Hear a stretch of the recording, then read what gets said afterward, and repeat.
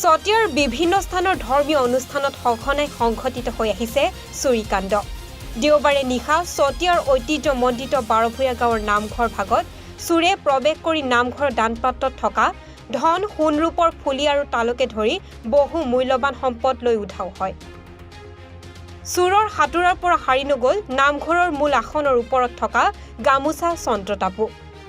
পুৱা নামঘৰীয়া নামঘৰত প্ৰৱেশ কৰি মণিকূটৰ দৰ্জাৰ তলা ভাঙি থোৱা দেখা পাই লগে লগে গয়াক খবৰ দিয়ে। গয়াই প্ৰত্যক্ষ কৰি দেখে যে নামঘৰত নাই নামঘৰৰ বহু মূল্যৱান সম্পদ। উল্লেখ্য যে নামঘৰৰ সমীপৰ এখন পথাৰত নামঘৰৰ পৰা অনা চন্দ্ৰতাপ পাৰি চুৰে মদ্যপান কৰি আঁতৰি যায়। সেই স্থানত মদৰ বটল গিলাচসহ নামঘৰৰ পৰা অনা মিঠাতেলৰ বটলো উদ্ধাৰ হৈছে। নামঘৰীয়া কাম কৰিবলৈ আহি পেলাই মই নামঘৰত প্ৰৱেশ কৰি দেখিলোঁ আমাৰ যিটো মূল তলা আছিলে সেই তলাটো হৈ তাত পৰি আছে। পৰি থাকোঁতে মোৰ সন্দেহ হৈ পেলাই মই এনেকৈ চালোহি। তাৰপিছত দেখিলোঁ যে ইয়াত একো নাইকিয়া।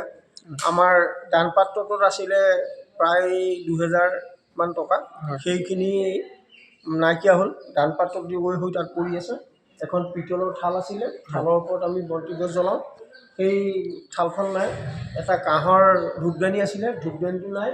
মূল গামোচাখন গুৰুৱাখনৰ গামোচাখন নাইকিয়া হ'ল। তাৰপিছতে আমি ভিতৰৰ ফালে গৈ চালোঁগৈ, ভিতৰত আমাৰ গডৰেজ 2টা খোলা আছে।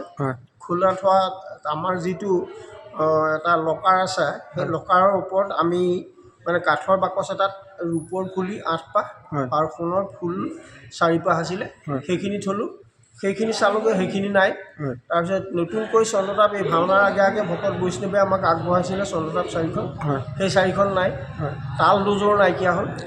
গতিকে আমি এতিয়া মনত পৰাৰ ভিতৰত সেইখিনি বস্তুৱেই জানিছোঁ যে এইখিনি বস্তু নাইকিয়া হৈছে। আৰু ভিতৰত চোৱা চিতা কৰিলে তাৰপিছত হয়তো আৰু কি নাই কি নাই। এই যোৱা ৰাতিৰ ঘটনা ন? যোৱা নিশাৰ ঘটনা। কি ক'ব আচলতে প্ৰশাসনক কি ক'ব? প্ৰশাসনে আচলতে কি তেখেতসকলে যদি সেই 12টামান বজাত এটা ডিউটি কৰিলেহেঁতেন বা ইয়াত যদি ঘূৰিলেহেঁতেন তেতিয়া নিশ্চয় গম পালেহেঁতেন চাগে। পেট্ৰলিংটো মানে ঠিক পেট্ৰলিং নাইকিয়া হয়। আমি গম পোৱাত পেট্ৰলিংটো আমাৰ ইয়াত সোমোৱা নাই বুলি আমি জানো। পেট্ৰলিং পুলিচৰ পেট্ৰলিং ৰেগুলাৰ নাহে নেকি এইফালে পোৱা নাইকিয়া। সম্পূৰ্ণ ঘটনাটো আমাৰ যোৱা ৰাতি হৈ গৈছে। আমাৰ যিজন নামঘৰী আছে, নামঘৰীয়াজন যেতিয়া ৰাতিপুৱা নামঘৰৰ এই চাফাই কাম কৰিবলৈ আহিছিলে, তেওঁ আহি পেলাই দেখিছে মানে নামঘৰৰ বাহিৰতে মানে তলাটো পৰি আছে। তলাটো পৰা দেখি তেখেতৰ সন্দেহ হ'ল। সন্দেহ হোৱাত তেখেতে দৰ্জাখনৰ ওচৰলৈ গৈ দেখিছে দৰ্জাখন কিবা চাবোন লগাই পেলাই ভঙা তেনেকুৱা চিন পালে। তাৰপিছত ভিতৰলৈ সোমাই গ'ল পিছত আমাৰ নামঘৰৰ যিখিনি সামগ্ৰী এইখিনি প্ৰায়খিনি চুৰ কৰি নিছে। আমাৰ ৰূপৰ ফুলি কেইপাতমান আছিলে সেয়া চুৰি কৰি নিছে, আৰু নামঘৰৰ যিখিনি আমাৰ চন্দ্ৰতাপ আছিলে আৰু সিংহাসনখন সজাই থোৱা যিখিনি কাপোৰ আছিলে সেইখিনি লৈ গৈছে। আৰু আমি দেখিছোঁ এনেধৰণে মানে আমাৰ ধৰ্মীয় অনুষ্ঠানবিলাকত আমাৰ যিবিলাক দুৰ্বৃত্তবিলাক আছে, চোৰবিলাক আছে, তেওঁলোকে আহি পেলাই চুৰ কৰি লৈ যায়। আৰু আমি দেখিছোঁ প্ৰশাসনক আমি অনুৰোধ কৰিম টানি পেলাই এনেকুৱা ধৰ্মীয় অনুষ্ঠানত এনেকৈ আমাক ৰাইজক পদাঘাত কৰা যিখিনি আমাৰ দুৰ্বৃত্ত আছে, সেই দুৰ্বৃত্তখিনিক কঠোৰভাৱে তেখেতসকলে শাস্তি দিয়ক। আৰু অন্যথা এনেধৰণেই আমাৰ ধৰ্মীয় অনুষ্ঠানবিলাকত প্ৰতিবাৰে চুৰি হৈ থাকিব। আমাৰ এই ভাগ নামঘৰেই এইবাৰ দ্বিতীয়বাৰত আকৌ চুৰ কৰি পেলাই আমাৰ ৰাজহুৱা দানপাত্ৰটো সহ প্ৰায়খিনি বস্তুৱে চুৰ কৰি নিছে।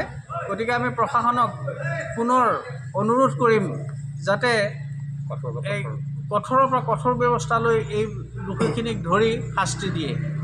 আমি ৰাইজৰ ফালৰ পৰা আমি অনুৰোধ জনাইছোঁ। চতিয়াৰ পৰা চাহিদুল ইছলামৰ ৰিপৰ্ট, এনিভাৰত 24।